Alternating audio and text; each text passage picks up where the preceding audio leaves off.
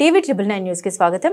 గట్టుపల్ నల్గొండ జిల్లా గట్టుపల్ మండల కేంద్రంలోని జెడ్పీహెచ్ఎస్ జిల్లా పరిషత్ హైస్కూల్లో విద్యార్థులకు వివిధ నేరాలపై అవగాహన కల్పించే ఉద్దేశంతో ప్రత్యేక కార్యక్రమాన్ని నిర్వహించారు. ఈ కార్యక్రమంలో ప్రధానంగా డ్రగ్స్ వాడకం, పిల్లల రక్షణ, ఆన్లైన్ మోసాలు మరియు గేమ్స్, మహిళలపై నేరాలు మరియు సైబర్ నేరాల గురించి విద్యార్థులకు వివరించబడింది. ఈ సందర్భంగా పలు ముఖ్య విషయాలు విద్యార్థులకు తెలిపారు. ఆన్లైన్ గేమ్స్, ఫేక్ యాప్ల ద్వారా మోసాలు జరుగుతున్నాయి. మహిళలపై నేరాలు సమాజంలో తీవ్ర ప్రభావం చూపుతున్నాయి. ఈ అవగాహన కార్యక్రమంలో పోలీసులు head constable Venkateswarlu, police constable Satyanarayana, driver Prasad, ఉపాధ్యాయులు, ప్రజల, విద్యార్థులు తదితరులు పాల్గొన్నారు. ఈ గట్టుపల్ మండలానికి వచ్చిన కొత్తగా వచ్చిన ఎస్ఐ నేనే.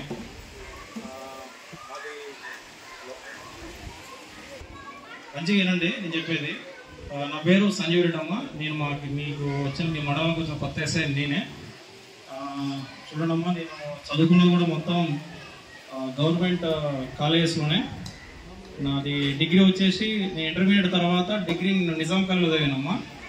డిగ్రీలో ది టాప్ మోస్ట్ కాలేజ్ మన రాష్ట్రంలో ఏంటంటే నిజాం కాలేజ్ అమ్మా. నేను నిజాం కాలేజ్లో చదువుకున్నాను.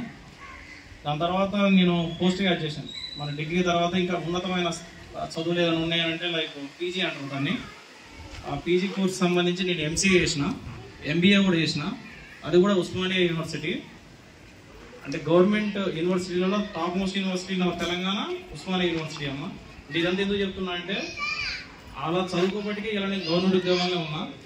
ఎందుకంటే మీ గవర్నమెంట్ స్కూల్స్ ఇక్కడ ఉన్న టీచర్స్ వాళ్ళ దగ్గర ఉన్న నాలెడ్జ్ అనేది అంత ఈజీ కాదు. వాళ్ళ జాబులు కొట్టిర్రు అని అంటే వాళ్ళు ఎంత లోతులు తగ్గితే కానీ ఆ జాబులు రావు. సో బిఫోర్ దట్ నేను చెప్పబోయే టాపిక్ అంటే కూడా మీరు మీ టీచర్స్కి 100% రెస్పెక్ట్ ఇవ్వాలి.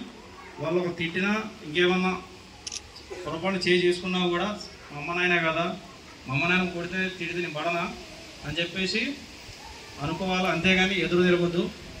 ఇప్పుడు ఏంటంటే కాలం అనేది మారుతుంది. కాలం మారేటప్పుడు ఏమవుతుందని అంటే అసలు డిసిప్లిన్ అనేది చాలా తగ్గిపోతుంది. సో ప్రతి ఒక్కరు కూడా క్రమశిక్షణగా చదువుకోవాలా, పెద్దలు చెప్పిన మాటలు వినాలా, టీచర్లకు ఎదురు తిరగొద్దు. ఇదంతా ఎందుకు చెప్తున్నంటే ఈ యొక్క ఇండిసిప్లినరీ యాక్షన్స్ క్రమశిక్షణగా లేకపోవడం వల్లనే కోర్టు మీద రాసిన ఒకటి డ్రగ్ అబ్యూజ్మెంట్.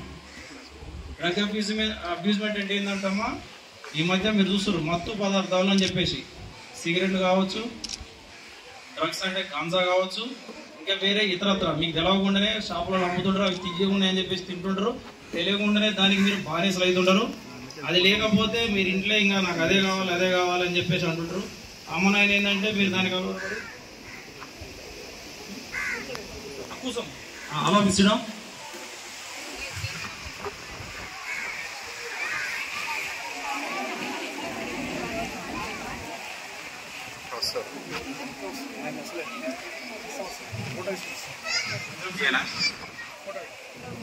అందరూ గమనించాలి. ఎవ్వరు కూడా సిగరెట్ల జోలికి కానీ అదేవిధంగా గాంజా జోలికి కానీ ఎవరు కూడా పోవద్దమ్మా. పొరపాటున ఇంకా తెలుసో తెలియకో ఒకవేళ ఎవరన్నా తాగుతుంటా కానీ ఎవరన్నా తాగుతున్నట్టు మీ కంటికి కనపడితే మాకు ఇన్ఫార్మ్ చేయాలి. పొరపాటున మీలో ఎవరన్నా చిన్నోళ్ళైనా పెద్దోళ్ళైనా దానికి పెద్ద తేడా ఏమి ఉండదు. తాగితే మాత్రం జీవితంలో చాలా ఇబ్బందులు పడుతున్నామో, జైల్లో పోతారు. రెండోది ఏంటంటే ఆడవాళ్ళ పట్ల చాలా శ్రద్ధగా గౌరవంగా ఉండాలి. ఇప్పుడు ఇంతకుముందులాగా ఎట్లున్నా నడిచింది కానీ ఇప్పుడు అట్లా లేదమ్మా. ఇప్పుడు కొత్తగా ఒక చట్టం వచ్చింది, పోక్సో అని చెప్పేసి, prevention of children from sexual offences అని చెప్పేసి. ఇది కేవలం 18 ఏళ్ల లోపు అమ్మాయిలకు సంబంధించి సెక్షన్.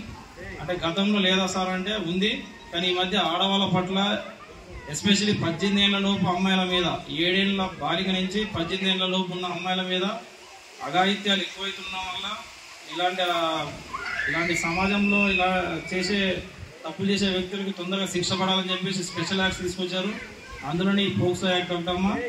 నిర్మూమాటంగా మీరు ఒక అమ్మాయితో మంచి కానీ చెడే కానీ ఏ విధంగా మాట్లాడినా కూడా అది సమాజానికి తప్పు పోర్ట్రేట్ అయితే మాత్రం నిర్మూమాటంగా విత్ ఇన్ ఏ డే, ఒకటే రోజు సాయంత్రం జైల్లో పోతారు వల్ల చాలా ఇబ్బందులు గురవుతారు.